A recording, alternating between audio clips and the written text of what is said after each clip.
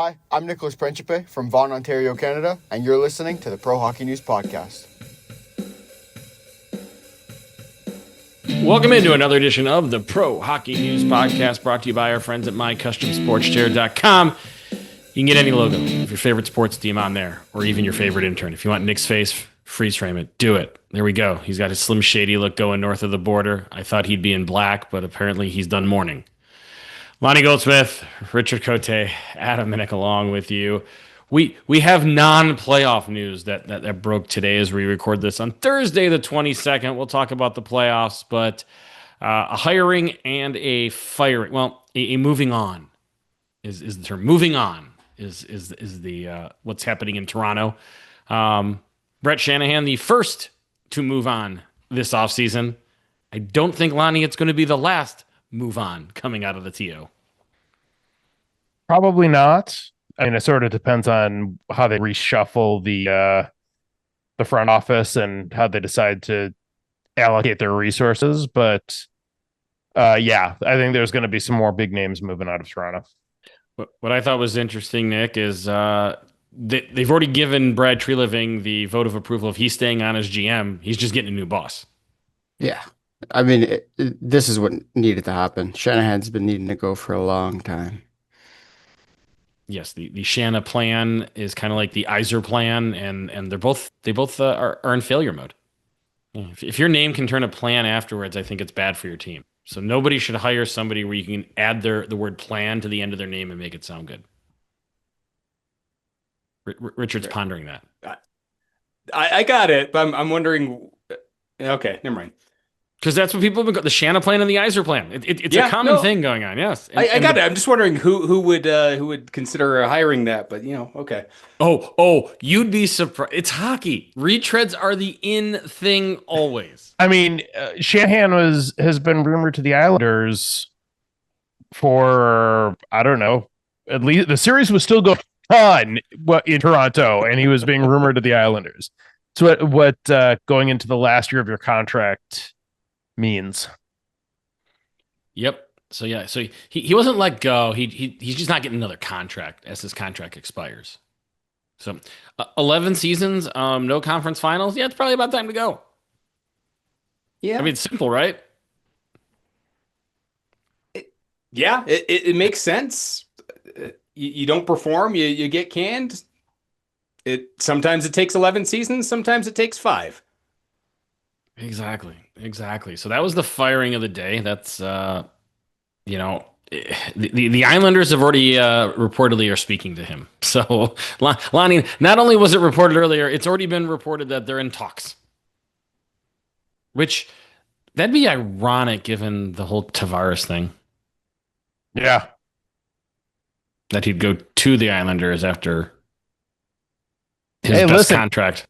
He might be able to get another good contract from Shanahan and go back to the Islanders.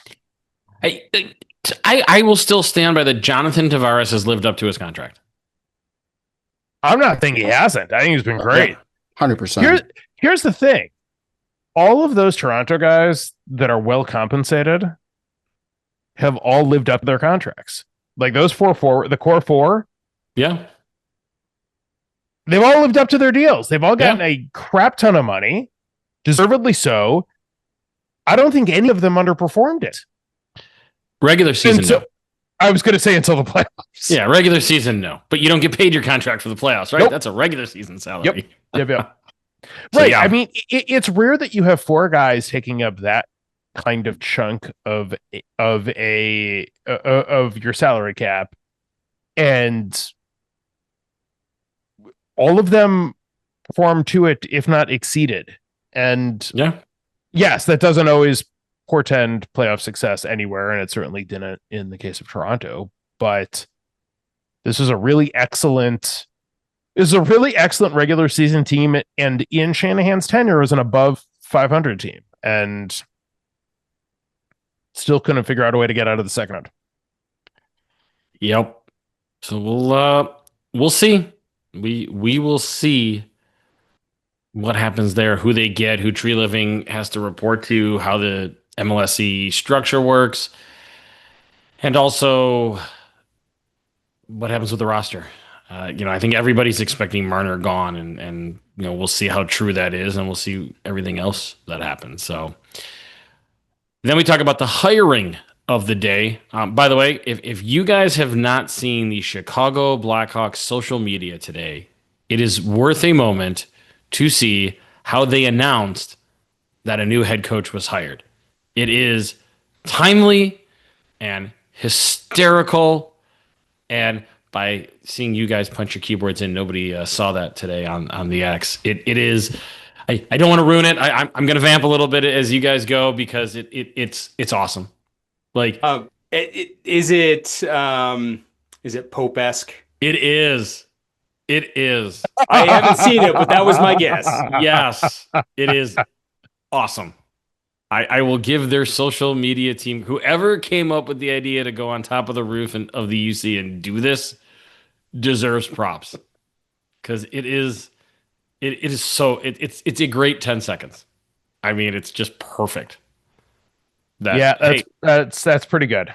Yep. So for those that haven't seen it, Tommy Hawk, who is their mascot, is on top of the United Center, and he's got a can of red smoke that just billows into the air, basically announcing that the conclave is over and Jeff Blashill is the next pope of the West Side. Oh boy. I'm going to start how I feel about this, and then I'm going to go to the much maligned Lonnie Goldsmith on the expertise of this man in Jeff Blashill. I'll start positive. It's the first in the last 5 coaches the Hawks have gotten with previous NHL head coaching experience. The negative is they talked about how, I mean, he was at Western Michigan and the AHL and the USHL and a rebuild. And I go and look and I'm like, that rebuild hasn't gone well for Detroit. And they've had 3 coaches in the rebuild and he was the first. Lonnie, what am I supposed to think of this as a Hawks fan? I don't know the answer to that. And part of thank you very much for your help. Listen, look, I've been giving it some thought. I think the thing I'm going to point to, it's the same thing I think that Ken Holland pointed to, unfortunately, when he promoted him from head coach of Grand Rapids to the head coach of Detroit, is that he's a guy who had an exemplary AHL record, won a Call Cup, knows how to coach young guys. That did not translate the same way to Detroit, but I think Chicago is... Detroit was trying to do a more competitive rebuild, thinking that they could... They didn't strip it down for parts like Chicago is in the midst of doing. Maybe Chicago's done doing that after this year. I guess we'll find out how exactly what they're willing to commit to, but Detroit never did the full teardown that they should have. And I'm wondering if Blashill, I think the glass half full way to look at it is give Blashill a team full of young guys, maybe, with some leadership, smack around, he might be able to pull this off. Wow.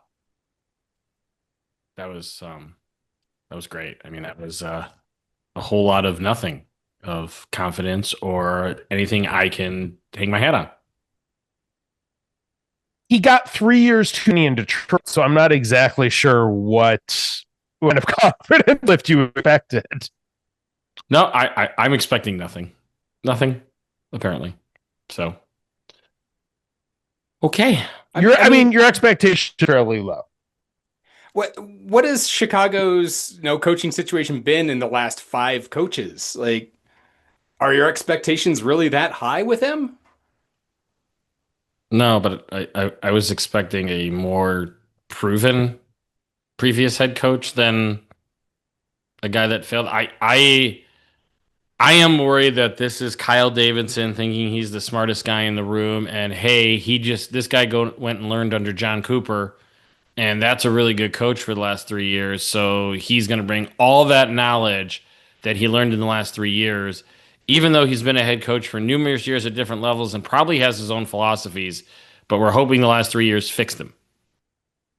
I mean, his last head coaching gig, like you mentioned, was with Detroit, who under numerous head coaches, have not been able to get the rebuild that they were looking for. He was the first in the experiment of the rebuild. I don't know if you can ding him for that, but So you can't ding a guy based on his job performance? for a I mean, we don't with you, we know. Wasn't going to do well to begin with, but oh, okay. So then the Hawks should have never fired Luke Richardson, and maybe not. even though his But they system wasn't decided going to work. I I I'm I trying would to have, keep it positive here. as a Hawks fan, I would have liked a long time retread, not a recent retread, like a Todd McClellan type. Jay Woodcroft. I mean, I know McClellan. Like Jay Woodcroft would have been perfect. I kind of liked him. It definitely an underwhelming hire. And Yeah. you can't really sugarcoat it. My hunch is that they're pointing to, a history of player development. Which is why I think they went with David Carl first, and they were hot to trot on him before he used a number of teams to stay at Denver, where he was never leaving. They were in on the Sullivan thing for a very short time because Sullivan was a foregone conclusion. I don't know. I heard Woodcroft's name. I was really liking that, but we'll see. I don't know. I don't love it. I like that they got somebody with experience. I don't love who they got with the experience. It doesn't feel like they're doing anything in the next 3 years. And I don't know how long you can keep doing a rebuild before taking the next step, especially with all the money you have to spend. Not saying you're a cup team next year, but you can get in a playoff race for the first half of the season with the right free agent hires. That's fair. Right. Having money and spending it wisely are two different things. Yep. Exactly. And you're right. I get it. I don't know if Blashill there moves the needle. I mean, he may be able to help some of the young core raise their game a little bit, but I don't know if he's the kind of guy who's gonna, when you're throwing the same, 14 million a year at Marner that everybody else is offering, I'm not sure necessarily that Blashill's guy that moves the needle for him. Agreed. So we will see. So the Hawks may have to trim things up in 3 years. Toronto did trim things up now, and you can trim things up with Manscaped. Manscaped.com/PHN20. It's the code. Trim up just like the NHL teams do when things go wrong. You can look as good as they're retooling with the Manscaped tools. Manscaped.com. Turn it to the playoffs. You like that one, Richard? That wasn't bad. Wasn't bad. That was pretty good. Bad? That was pretty good. Yeah, give him a little bit more credit. I mean, I thought that was one of my. That could be top 10. I don't know. You've had so many good ones. I'm not going to say have top I? 10, but have I really? You've had some good ones. Oh, okay, you've had some thank pretty you. good ones. We should do a Manscaped Segway review and rank them. Sounds like a summer show. Summer show. Can you get all the clips together, Richard? Get all the clips together. I mean, all the episodes are on Spotify if you want to go back and listen to them. I mean, no, I said fans. clips. Get the clips. What work? It sounds like an intern job, actually. Maybe the intern should do that. I was going to just throw it over to our listeners. Tell us which ones are your favorite. I mean, we could put it on Nicholas's shoulders there. We could. Well, the first 290 episodes were all on No, Spotify, we haven't had Manscaped for all 290. Okay, and we only do half of them. So you're down to 180. I'm guessing about 50? Probably 50? Okay, well, Last only 2 about years? 8 have been with video. So, But you only have to go to the B block because I always do it between the A and the B block. True. Yeah. well, not last week. Last week you waited till all the way at the end. Well, we didn't. We just went last week. I mean, we just kind of had a one long continuous block last or 2 weeks ago. It was stream of conscious thought, my friend. We were flowing. It's not like he's going to need to go to any watch parties or anything. So he's dang. Too soon. Not too soon. Not too soon. No. I knew it was going to happen. It's okay. You know what was flowing last night? Goals. Besides the Indiana Pacers, apparently in some other sport, in the last 3 minutes of the game, I guess, the Dallas power play. So I'm after 3 conference final games, I'm making a bold strategic statement. Or sorry, two games, not three. Yeah. Two. Yeah. Carolina at Edmonton need to stay out of the box, or it's going to be a short series because neither one of their PKs can handle the other side. Not even close. Yeah.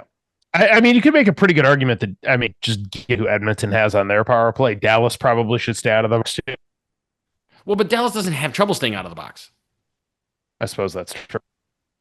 They've had a good run of, but I mean, like, man, the PK last night. I mean, take a lead in the third period where you're like 1,000,000-0, and then you just go box to box to box, and the Edmonton Oilers now down to 62% on the PK. It's not good. Not good at all. That doesn't get it done during the regular season, won't get it done during the playoffs. No. I mean, it's three power play goals in 5:26. Yeah. It changed the complexion of the game real quick. Much to the chagrin of a 9-year-old that I let stay up to watch the game. Listen, she would have learned a very important lesson from that third period. What lesson should she have gleaned? Don't take dumb penalties. Oh no, yeah, we talked about that. She talked about her penalty that she took over the weekend in her spring tournament, but that wasn't her fault, of course. But three power play goals in 5 minutes is not good. It's not good if you're Edmonton. And the scary thing was that they weren't out of it and they just couldn't mount anything. And then we saw. I mean, you can't really blame Skinner. One goal, kind of his fault. Out of the 5 that he was in net for. But I mean, it's hard on power play goals to blame the goalie. Yeah. Yeah, I mean, first goal, he was totally screened.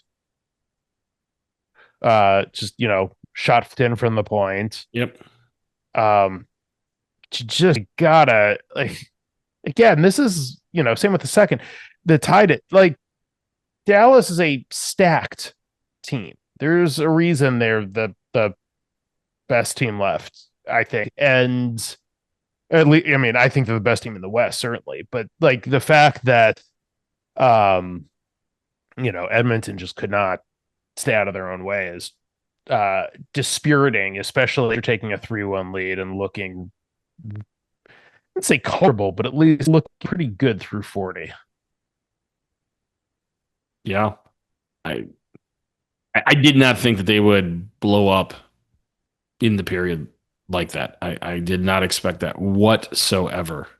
To see an Edmonton meltdown just the way that they have been recently.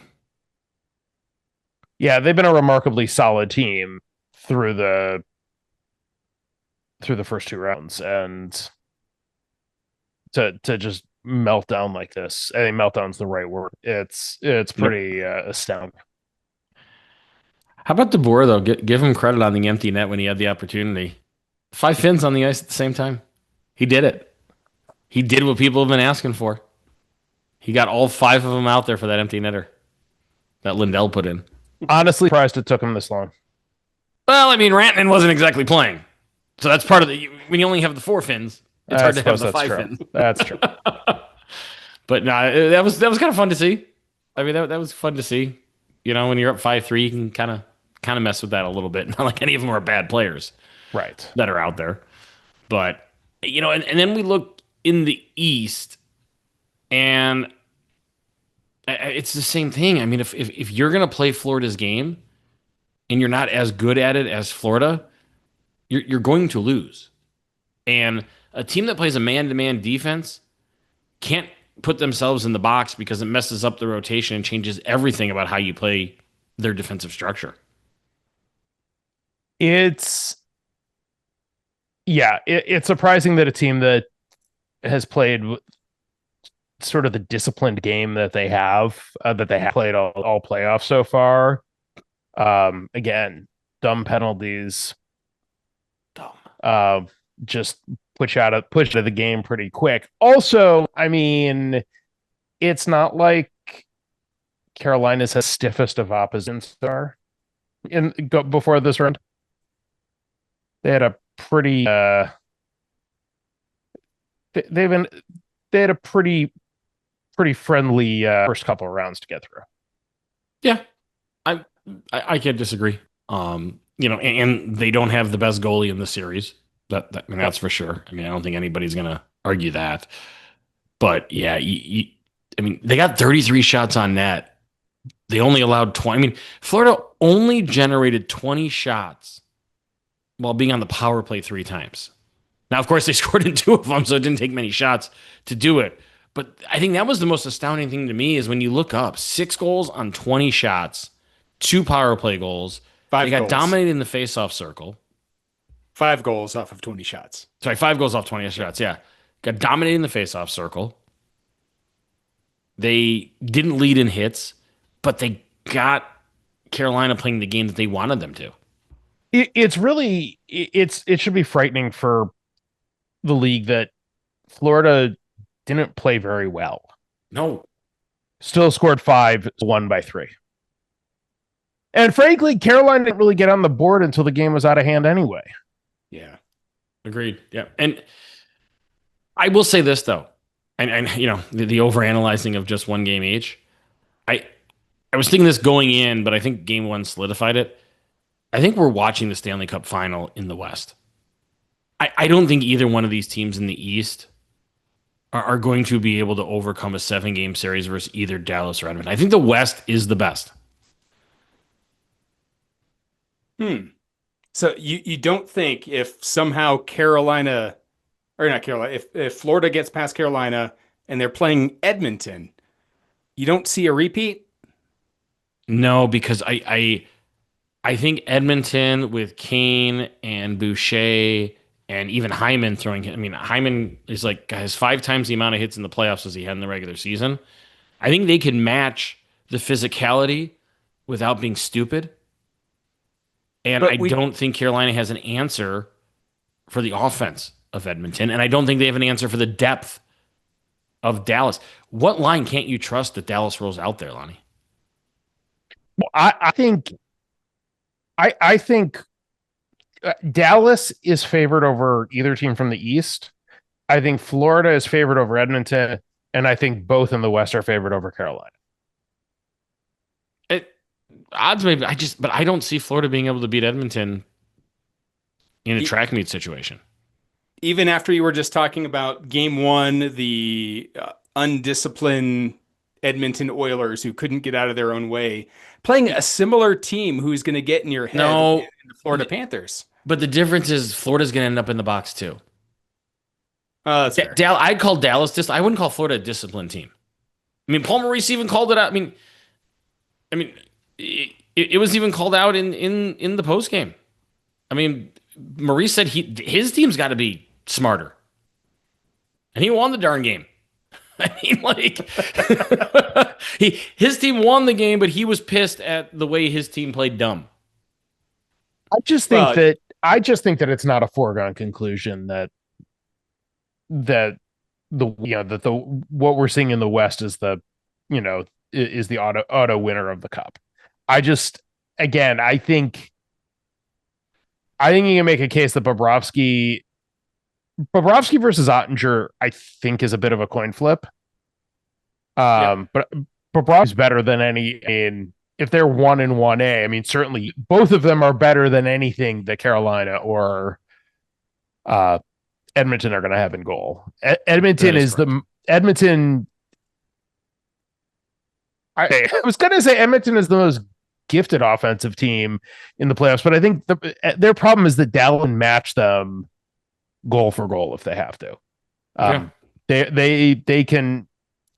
I think Edmonton's in a world of hurt, and as maybe as a 1-game overreaction, but I think Ottinger's game travels, and I think Edmonton could be in trouble here. It could be a short series, much to your daughter's dismay. Well, even more reason why Dallas would come out of there and blow out whoever is in the East if it's a short series and they come out healthy. Yeah. Listen, there's a distinct possibility of the East is sure injuries too. I'm Carolina. I think Carolina be in trouble here though. Yeah, Florida can play their C game on the road and rout them. Yeah, I mean, I think we're going to learn up from the first 10 minutes tonight, game 2. But I think that I think both these semifinal series could be very short ones. Interesting. Okay, so you got the cup going out sooner than others. Okay. We'll see. I get I mean, I picked Dallas. I got Dallas over Washington in my bracket that we put on there. So, yeah. Are you the only one with the team still in this, or? No, I didn't look at our. I haven't looked at our NHL. I'm toast, so I had Florida Vegas. I don't remember who I had with. I had Toronto Dallas. All right, so at least you got a team left. You got a team left. Yes. I'm like spot on minus Toronto with my bracket so far. And St. Louis. Spot on minus Toronto. So with the exception of the team that's not in it anymore, you were. Yeah, I mean, St. Louis also kind of messed it up a little bit, but other than that, I'm doing quite well. Yeah, Lonnie, I don't see your bracket. Let's see. Richard, you have the Capitals. It's a problem. Yeah. Jacob had Winnipeg. That's a problem. Nick has Toronto. That's a problem. I have Dallas. It was their year. Is not a problem. So I have 154 points currently. Nick can max out at 166, and Jacob can max out at 159. Wow, Richard, your bracket's done. Oh yeah, I'm toast. Let's see. After round 1, I think I was done. You've got 1 of 4. You got Florida left in your final 4. Do I? Oh wow. Yeah, Kings, that did not work out. Winnipeg did not work out. Washington at least won a round. So you got that going for you. Yeah. With that. Hey, you're not bad there, Nick. Nick, you got Dallas and Carolina left. And you got Dallas going to the finals, so okay. So I apparently did not set my bracket to our group, but yes. I do have Florida, Carolina in the East with Florida winning, and I have Dallas in the West. So how many points do you have currently? 160. How many? 160. Okay, you're leading. Right. You're ahead of me by 6. I got to see if I can still get it into our group, but I do have proof that I at least created a bracket. Who do you have going to the final? I have Vegas beating Florida in the final. Okay, so if Florida loses, I win this thing. That's really what happens. Basically. That's what happens. If Florida loses, I win this thing. Or if Dallas wins, I win. Either way, I'm going to win. It's good. It's good stuff. I like to win. Proves my smartness. Richard, what you got? What you got? All right. Some topics up. You're wearing short sleeves though, so they must be only a few topics. Only a few topics. Because the rundown, it says Richard has rapid fire topics up his sleeve. So I'd like to see you produce it out of your sleeve. There it is. That's a piece of paper. Right. That's not up your sleeve. Yeah, liar. I forgot to fold it and put it up there. Okay. Yeah. All right. Well, I feel like we should have like music undertone, like an underbed. We should. Maybe I'll get something in there. Maybe. Yeah, I feel we need a music bed for this segment. Fix it in post, Richard. Exactly. Well, I don't know how many fans out there are left of the sports show Around the Horn. Tomorrow is going to be their last episode. Yes. I fell in love with that show when it first started in 2002. I thought it was an amazing show, great format, great personalities. I absolutely loved it. In honor of that, I'm picking a few topics, this or that maybe we toss around to a few of our own journalists here and have them chime in on the topic. There are 2 categories here. We have bigger letdowns and bigger surprises all having to do loosely with the NHL playoffs that are going on right now. I'm going to start off with one of my topics on the bigger letdown side. I'm going to start here with Adam. Who had the bigger letdown? The Oilers in game one or the Hurricanes in game one? No, Oilers, because of how it happened. Yeah, I mean, third period choke job. Yeah, I mean yeah. Not Carolina coming in and trying to get something going, just can't. No. I mean, bigger. I didn't have an expectation. I had a bigger expectation of Carolina losing even before the game, and then I had no expectation of Edmonton blowing in the third period. They don't do that.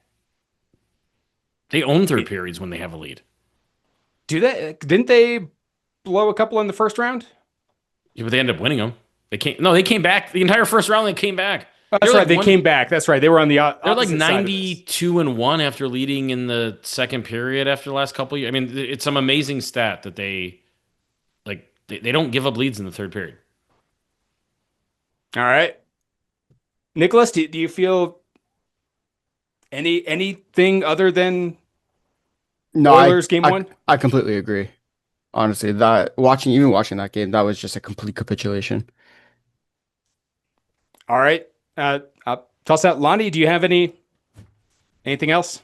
No, hat trick No. on this one. It's not that Edmonton lost, it's how Edmonton lost. Fair. All right. Let's go with the bigger surprise. First one I have, bigger surprise. The Vegas Golden Knights getting shut out in their last two games, or that Draisaitl was going to be their last scorer for the Vegas Golden Knights. He was the one who put in the final Golden Knights game in that series. It went off his stick and in the net. That was the last Golden Knights goal to be scored, was off of Draisaitl's stick. Okay. Boy, this is what is a bigger surprise? You are no Tony Reali. I'm just gonna I know. I'm not trying to be. I'm just trying to get the vibe here, I guess. Nicholas, bigger surprise. Vegas blanked or Draisaitl goal? Probably Vegas blanked, just based off Skinner's performance throughout the playoffs so far. You're not surprised at all that their last goal came from the opposing team? No, I'm surprised more that Skinner blanked them. Yeah, okay. It's not this. It's not necessarily that they got shut out. It's Stuart Skinner had 130 minutes of not letting up a goal. Right. It's who shut them out, not that they were shut out. Although, look, I mean, beyond that, I thought that you could have an argument that top to bottom, Vegas, at least goaltending notwithstanding, to the complete roster in the postseason, and the fact that they went 2 games without scoring is kind of shocking. Yeah. Okay. I'm gonna go. Okay, one more bigger surprise, and then I'll finish with one more bigger letdown. Bigger surprise: Dallas's 6-3 win or Florida's 5-2 win. Who is more surprising in how many goals were scored in their game one? Who was the bigger surprise, I guess? I think Florida scoring 5 on the road against what had been a fairly stingy defense, I guess probably is. Again, like if we're not talking about the manner in which Dallas just the did pure it, goals. just on numbers alone, I think Florida and the way they got it done. Yeah, Nicholas. Handful on the road. Yeah, I mean the road game. You don't expect the road team on game one to pedal down like that. I mean, you can see a steal of a win, but blowouts by the road team in game one aren't a thing. Especially given that they had to play the game 7, and Carolina had been hanging out at home. True, it's true. Nicholas, bigger surprise for you? 5 goals on 20 shots is always surprising. Okay. All right. And we're going to end with another bigger letdown. Who is having a bigger letdown right now? The Leafs exiting the playoffs or the Colorado Rockies this season? Okay. So let's talk about letdown. Letdown for who? Because the fans. I don't think that the fan. Well, okay, that's Toronto because do the Rockies fans care? Do the Rockies have fans? They do. I've learned this. They do. They show up sometimes, but they're there. I've seen them in the street somewhere. But seriously, like, what fans did Rockies fans have expectations going into this with a roster that came from Albuquerque? I think they've had expectations to have double-digit wins by now, which are still well shy of that. Only two. I mean, only two shy. Think, I mean, the best person. I mean, Bud Black has got to be the happiest person in all of this. Getting fired from that job is probably like, we're gonna pay you to not have to deal with this crap. Like, go work somewhere else if you want, because this is bad, and we're not going to subject you to this anymore. Oh, Toronto. I mean, bigger letdowns in Toronto. They live that team. And I mean, everybody. I mean, Lonnie was the only one that actually thought they were going to advance. He was so gung-ho on them a couple weeks ago when everything was going well. You could check. Lonnie was the only one on the pod that he was so pro. Like, all of us, like, whoa, slow down there, Toronto, Lonnie. You know, check the tape. It's true. I don't make stuff up. It's true. I think Lonnie was the only one that told us all to pump the brakes. Quote Lonnie's words. I wouldn't be surprised if Toronto loses the next 4 straight. I was close. You were close. You were close. Listen, the bigger surprise to me is that Toronto actually won a must-win Game 6 on the road. We always win those. We always win those. It wasn't surprising. Let's go back to lose a Game 7 without dropping 3 first. Exactly. Right. Let's go back to Nicholas. Before that Game 6, he was saying they're done. They're probably not going to win this Game 6. I'm just waiting for the inevitable. If it's going to be the inevitable, is that a letdown? Did it happen? Did they not lose the series? They lost the series, right? Whether they lost in 6 or 7, it doesn't matter. I knew they were going to lose. Is it a letdown, though, if you're expecting it? Well, but do we really believe the crap coming out of his mouth is something he believed versus protecting his emotions of trying to set up? Like, he was being a sports fan. Oh, they're going to lose. I know they're going to lose. I know they're like, you try, like, you feel the letdown. You just try to set yourself up for it coming. It never works. No, it never works. Take it from those of us 20 years older than you. Stop doing that to yourself because you still get pissed off and sad. Right. As a fan, like, you try to protect yourself, protect the emotions. You set yourself up. You expect the worst while hoping for the best, knowing the best is never actually going to come. I mean, Adam's got all but 1 year of Cubs fandom to know that, you know, we've all got our teams that do that to us. And so, like, I don't know what this is like. I mean, Lonnie pretends the Lions have never affected him until the last 2 years, but it's not true. It's not true. They still have hurt it. They still have hurt him. A lot over the years. I mean, he in his childhood, he watched an amazing running back get abused and just quit because of how much abuse he took. Don't forget the amazing wide receiver who did the same thing. That's true.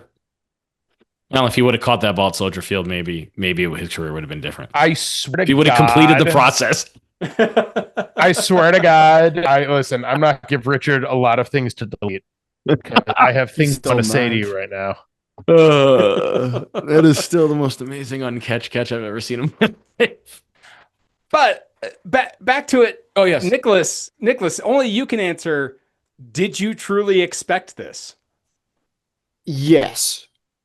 Because the hope, like Adam said, the hope is always going to be there. But you got to live outside of a dream world and live in reality for a little bit and know that if your big guys aren't performing, it doesn't matter how long it takes you, you're going to get knocked out sooner or later. So was that a big letdown, or was that just watching the inevitable happen?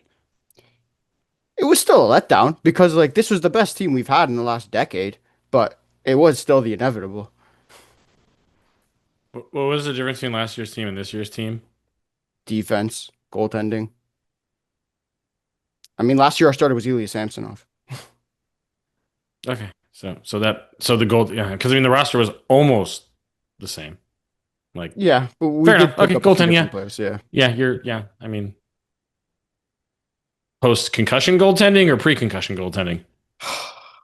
Let's not go there, please. I mean, okay. Good job, Richard. That was a great. That's all I got. That's all I got. Got one more thing before we go around the table. Did anybody have Denmark, Switzerland on your Saturday World Hockey Championship semifinal card? I had Denmark, but I you had Denmark beating Canada, huh? I did. You saw that upset coming. Wow. Oh, totally. Miles away, kilometers away. Yeah. Canada upset today by Denmark 2-1 in the final minute. And Canada was blowing through everybody through this tournament. So Denmark, Switzerland, may I call it your JV semifinal? And then the varsity comes out for Sweden, US. Yeah. Oh man. What watch comes out of the other time I win? Well, the bronze medal game could be so totally awful because of how big of a mismatch it's going to be. And then you wonder about the GOS meter of who loses US Sweden versus the loser of the other one at that point. Yeah. So, but check it out. It's on TSN and the NHL Network. I really did a good job. It's a good thing I don't work for either one of those franchises. The way I promoted that semifinal and final. And you're never going to. No, I am not. No, they don't need me. They don't need me. Parting shot, Nicholas. What's our fun fact on this leading into U.S. Memorial Day weekend? So the youngest and oldest players to ever win the Stanley Cup both played for the same franchise. The youngest player to ever win the Cup was Larry Hillman. He was just 18 years, 2 months, and 9 days old when the Detroit Red Wings won in 1955. And Chris Chelios was the oldest player to win the Cup. He was 46 years and 6 months when Detroit won the Cup in 2008. I knew 2 of the 3 parts of that trivia question of oldest and the team. Yep. Hillman, turned into pro coach Hillman, correct? Did he not coach for a few years? Maybe not. Let me fact check. Maybe not. Okay. Richard. Parting thought. So summertime is upon us. School is ending this week. We are finishing our last day of school tomorrow as a kindergartner, and the future producer will be moving on to first grade. But not this weekend, but the following weekend, we are going to be taking a family road trip to scenic, let me make sure I got this right, Kansas. We are going to be going to Great Bend, Kansas. Not sure if you're familiar with that metropolis. They have a zoo. Yep. And a water park. Mm-hmm. Which we will be participating in both those activities. And seeing everything that the great area of Great Bend, Kansas has to offer for a family road trip for 4 days. Do you know what the most exciting part of that's going to be for you? What's the most exciting part? That you don't have to go through Nebraska. Yeah, it's true. I mean, it's directly east of us. So. Oh yeah, you're due. I mean, you're straight shot on halfway to I-70. Kansas. Yeah, it's halfway to Kansas City. Yeah, exactly. You. Probably a little close. Actually, probably. You should see if I don't think Wichita's still in the playoffs. I was gonna say, Wichita's still in the playoffs. It's a rock's throw away from Great Bend. Yeah. Oh, maybe. On too many buses through too many towns. This is proving. Why? We've never been to Kansas, so just check it off the list. But why Great Bend? Because they have a zoo and a water park. No, there are other places in Kansas that have zoos and water parks, but not in the same town. Exactly. Well, I mean, so we went to a free event here at the Arapahoe County Fairgrounds, and we met the director of tourism, I think, for Great Bend, and she gave us all this great information and actually gave us some good contacts to get the best out of our trip. So that's why we're going. And a discount of some sort? Don't hide the lead. That's not the lead. The lead is we're going to Kansas, right? Cheap family vacation. That's why we're going to Great Bend. Oh, that too. I mean, that's it. Period. But yeah, I mean, I commend that part of it. It's a 4-day vacation, so yeah. There you go. We're splurging on it. There you go. Okay. Did not have Great Bend either on my bingo card for the podcast. You didn't have Denmark or Great. Oh man, a new bingo card. This is why you don't win a bingo. Right. Yep. You were right about Hillman, though. He was a coach for the Jets in 1977. God, I'm good. And then he was fired the year after. Coach somewhere else. Anyway, Lonnie, you look amazed at my knowledge. I love it. That's a weird pull, I guess. Good job. You know what? I probably thinking of somebody else and got lucky that I was right. Let's call that what it is. That's fine. Listen, take the win. Been going down a bit of an internet rabbit hole the last couple of days after the passing of George Wendt, great American actor. There have been a lot of compilations of his norm-isms, I guess you could call them, of when he welcomed into the bar of Cheers, and just a lot of them playing on a loop on the internet. And it's been a lot of fun to dive into watching those. I watched that show a lot when I was a kid, and he was terrific.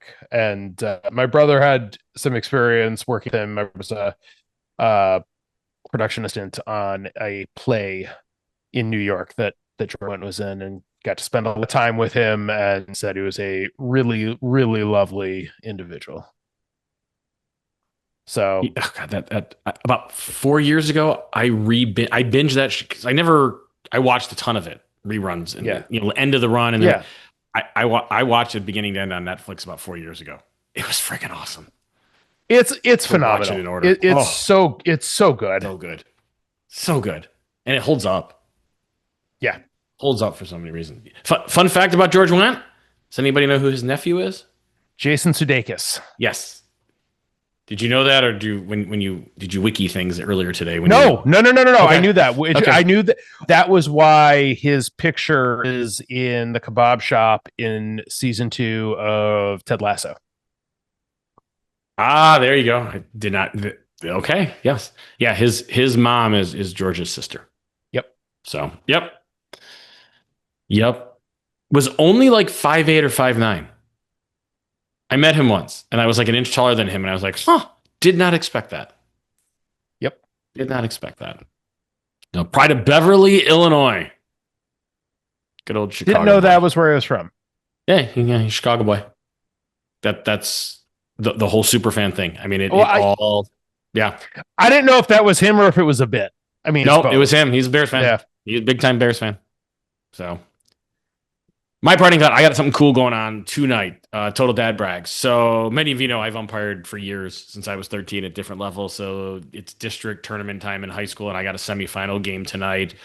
They're doing it where their host is at. Actually, it's at our neighborhood ballpark. They do every Thursday night. They do a varsity game of the week, but they're doing the 2 games tonight. So I will be on field 1, but over on field 6. Grace, my oldest, my 13-year-old, will be umpiring as well because she started umpiring this year. And I thought this was like cool and all that, and told a couple people and told Grace, and Grace is like, so?